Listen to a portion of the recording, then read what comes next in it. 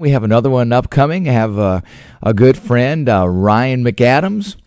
Ryan is running for Congress in the 4th Congressional District, and Ryan has been a pastor serving the community for over 20 years, and he is now the senior leader of Agape Mission Church in Williamsburg, and has been doing lots of great work in the faith community throughout the years. He is the former director of the Virginia Prayer Caucus, where he has traveled across the state and really done a lot of outreach with different churches, with different faith groups, and making sure that there is a connection between the faith community and accountability in government. And he has been doing a lot of work along those lines, traveling to Richmond to make sure that legislation reflects what's in the best interest of the faith community, understanding too that there are challenges out there every day.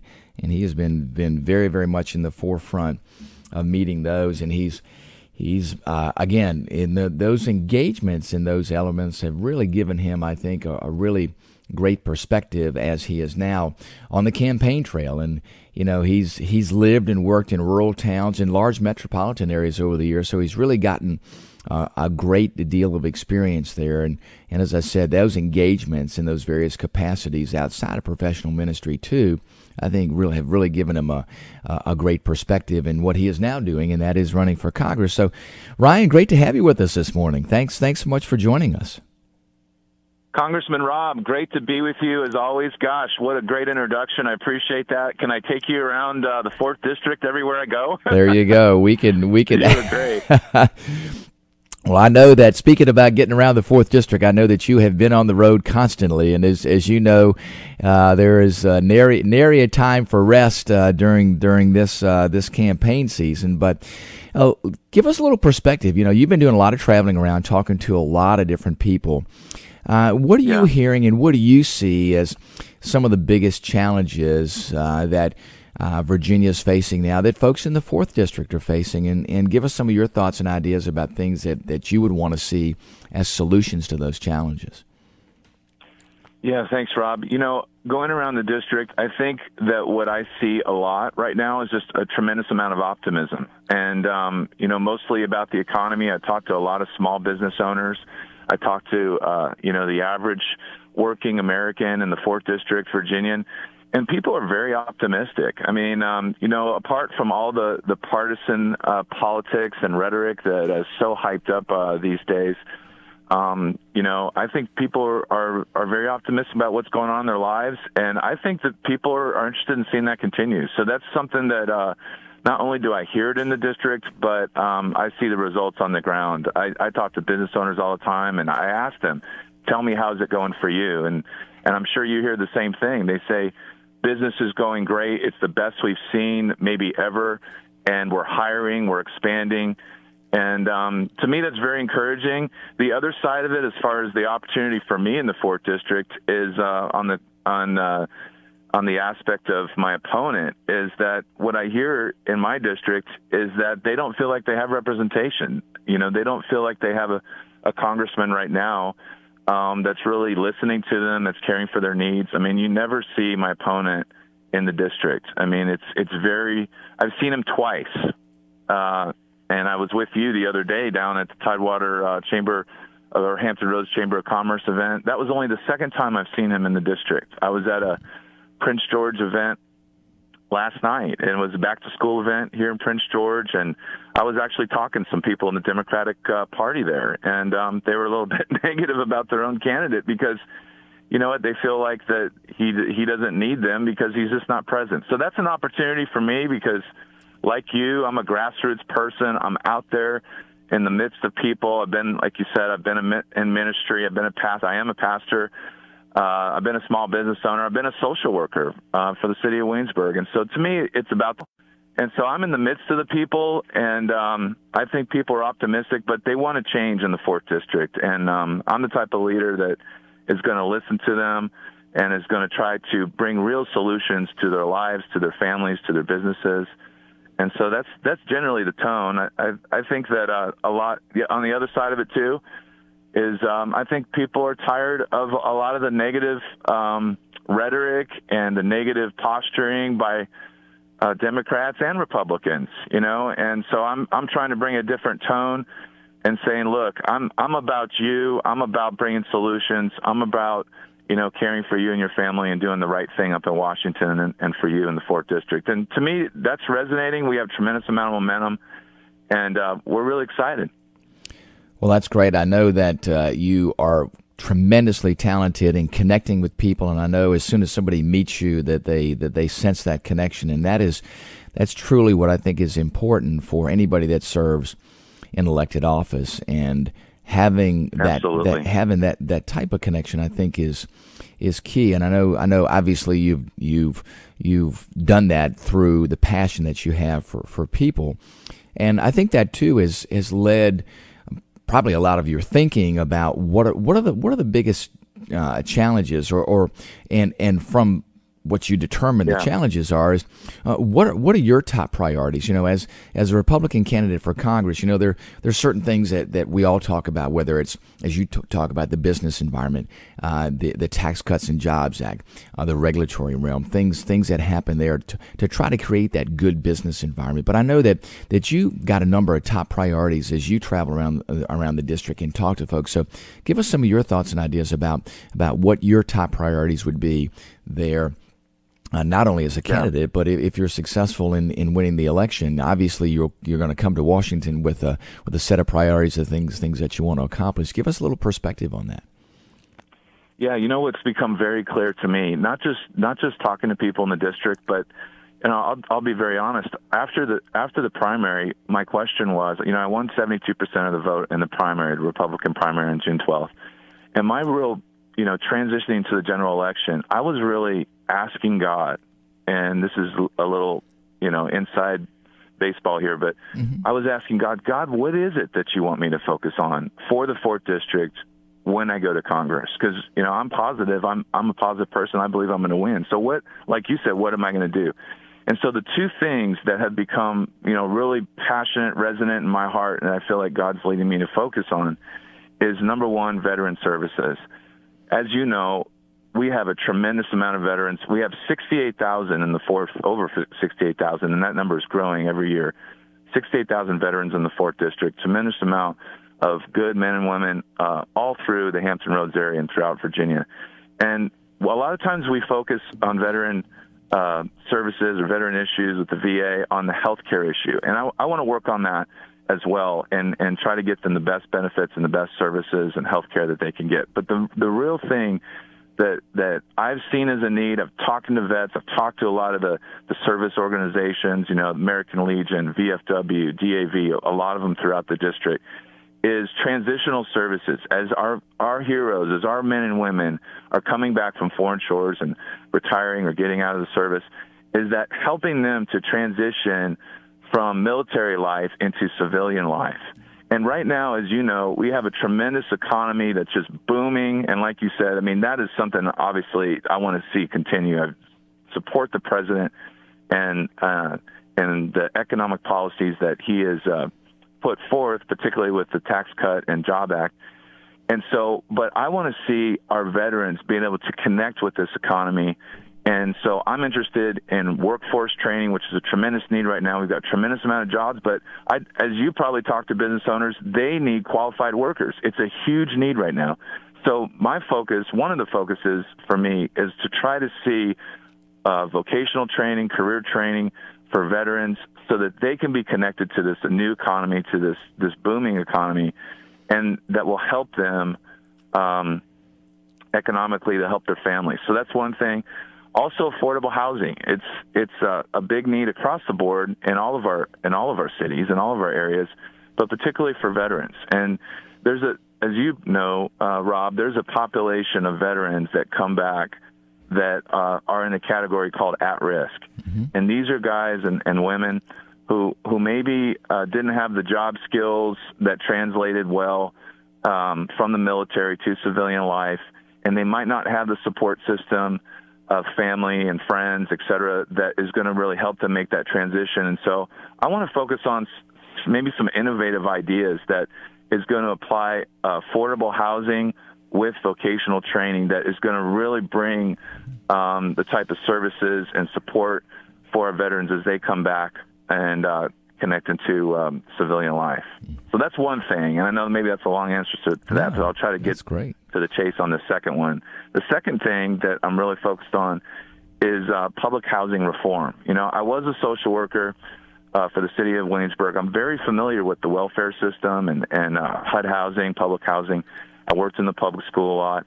And so, you know, for basically since the 70s, we've had this idea of the Great Society, LBJ, which has been a tremendous, really, failure as far as uplifting, although it's provided, you know, some benefit as a safety net, but it really hasn't produced its goal, which is to eliminate poverty. Now, I don't think we're, you know, honestly, I don't think we're going to be able to totally eliminate poverty, but I think we have to look at our welfare system and say, you know what, it hasn't really been that successful. We've spent trillions of dollars on this, and it really hasn't moved the needle very much.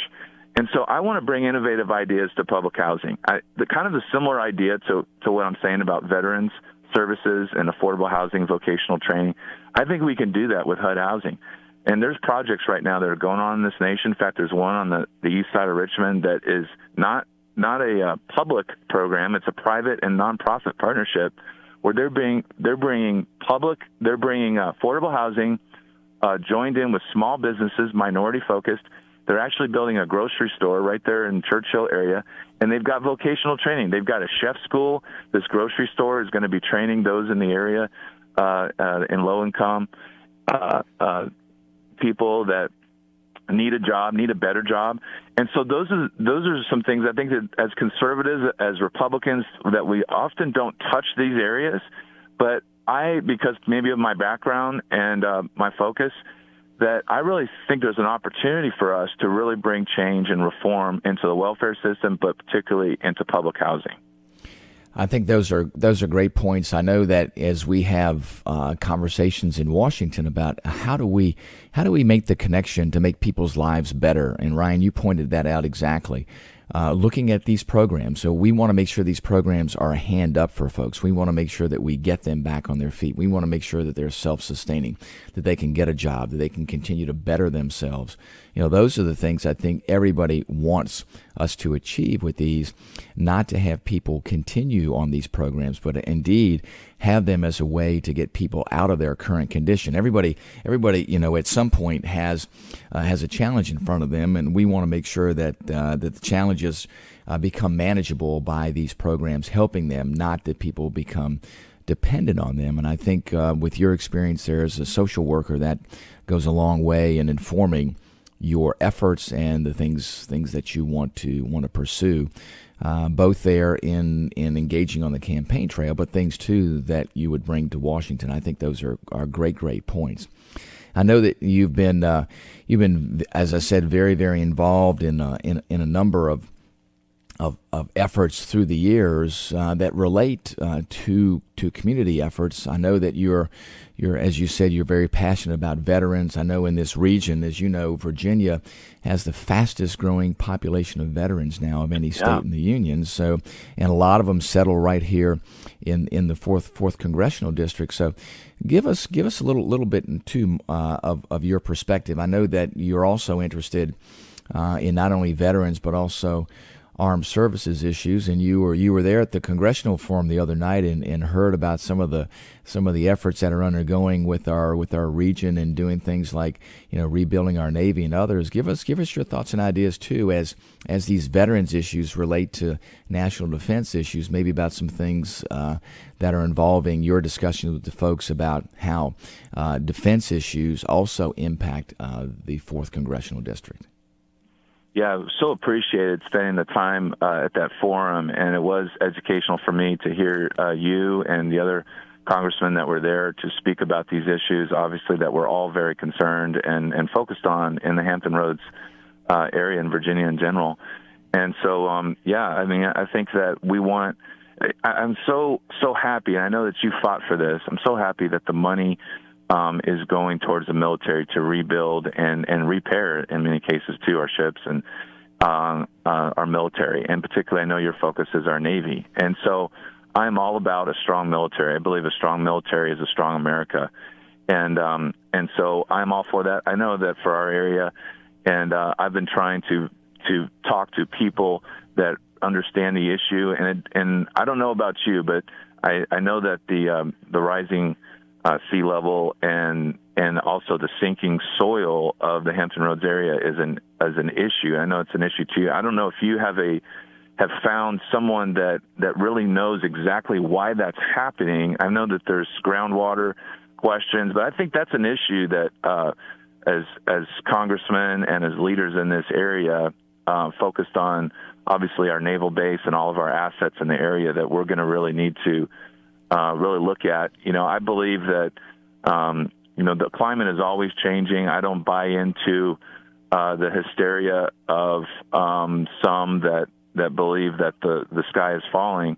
But I do see the need, particularly with this issue. I mean, we know that the seas are rising, which is maybe more of a cyclical thing than a thing focused on, man-made issues. And we know that the ground is sinking. And so what are we going to do to be able to protect our bases and our assets again in this area? So that's definitely something as it relates to the armed forces and our Navy that I think that is going to have to be a focus for the congressional contingent in Virginia. I agree, Ryan. It's a reality that we have to deal with. You kind of separate all the other back and forth about the discussion about why, but the reality is it's here. We have to deal with it, and we want to make sure that we keep those military bases here. So assuring that those military bases are able to adapt and that we make them resilient to these environmental conditions, I think is a key, and that's a place where everybody can agree, I believe, that those things need to get done. Hey, listen, I wanted to take a little bit of a focus back to something I know is fundamental to the person that you are, and I want to go to essentially your position now as senior leader at Agape Mission Church, and I think it's interesting because agape, for folks that don't know, is really a Greco-Christian term of referring to love, and it's actually the highest form of love and charity is what the definition of the word is, and it's the love of God for man and of man for God. So it's to me amazing that as you are out there traveling in the district and connecting with folks and looking at that, and the things that you talk about, that are your passions, really revolve around that love and charity for your fellow citizens out there. So give us a little perspective too. I mean, your tremendous background as a pastor there has to have almost a daily connection with what you hear and talk about on the campaign trail. So give us a little bit of reflection too about how you see your faith in connecting in the things that you see and do on the campaign trail. Well, thank you so much for asking that, Rob. I mean, it is an interesting journey. It's a 2-hour story to explain, and you know a lot of the story. Yes. Of how I got to this point. I had no ambitions for politics, and God really spoke to me very clearly that I needed to run for office. And as coming into politics, this is my first run for office. It was really a big learning curve for me. But as I've gone along, I've really seen that there's really a lot of similarities. There's really a lot of similarities between ministry, at least my approach to it. I don't know about every politician, but my approach to it seems to be very similar to ministry because it's about people. And it's about bringing solutions and to people's lives, practical solutions, and trying to help people and really caring about the things that really matter, to most people, the key things, the things that really matter to people: faith, family, freedom, prosperity. I mean, to me, these are all biblical terms. And so even some of the things that we're talking about today, whether that be, trying to help people with affordable housing, trying to help people to, live in prosperity and to do better for their family, just being about being a vehicle that God can use, in my perspective, and a vehicle of change, a vehicle of reformation, a vehicle of transformation. And our motto, which again I feel like God gave me, there's a passage in Isaiah 59 that says that when the enemy comes in like a flood, the Lord raises up a standard. And so what I mean by that is that, you know, I like you and many are concerned about the direction of this country, and we're concerned about the type of divisive rhetoric that we have, and how it, you know, there seems to be a real focus on party and upon the dividing line between the parties and all that. And, you know, to me, it's not about that. It's not about party. It's not about all this rhetoric. To me, it's about the Americans. It's about the future of America. It's about doing what's right for America, and really, like you said, being a vehicle of charity and being a vehicle of change. And so my motto has been raise the standard. I believe that people like you and hopefully someone like me can come into the realm of government in a very difficult time in our nation and be able to bring a different standard, to raise the standard of leadership, to raise the standard of the focus of what, like you said, what we talk about and how we approach and how we speak about even our opponents. Yes. And so that's really been the focus. But I've found it to be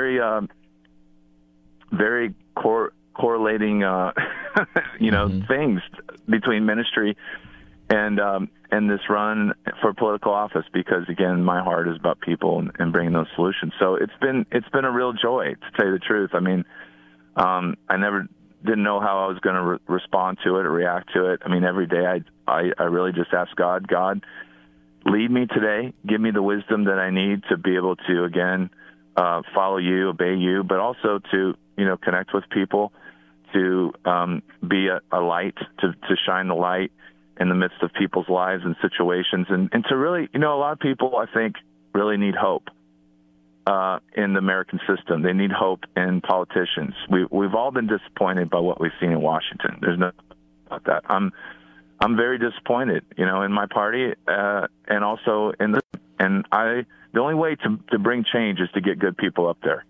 And you know, I'm not naive to think that maybe one person can turn the tide, but we need a volume of good people like yourself, Rob, and I include you in that. I mean, I know you, Rob, and you're a great man of God, and we've worked pretty closely together and with the Virginia Prayer Caucus, going into churches, and I know who you are. But you need help up there, and the good people up there, they need help, and the good congressmen, the people that are really doing the real work don't often get the media headlines, but there are good people in Washington. There's good people on the state level. There's good people on the local level that are really trying to work hard and bring change. And that's just all I want to do. I want to be. I know God's called me to do this. I know He's prepared me to do it. So I want to obey, you know, His calling on my life to just be a difference maker in Washington and do the best I can to help this country move forward. And so it really is an honor. And I'm really believing that God has called me to win. I'm someone, like you said, that's just all in. I'm very passionate, and I'm a hard worker, and so I'm willing to put in the effort. And I think that's all people can ask of you is to do the best that you can to represent them well and to serve their needs. Yes. Well, Ryan, listen, I appreciate you being willing to offer yourself, and for all of the great work that you're doing out there on the campaign trail. I do think, as you said, it's a passion that connects to who you are, and I think that translates to people every day and how you contact them and how you interact with them. So we appreciate you joining.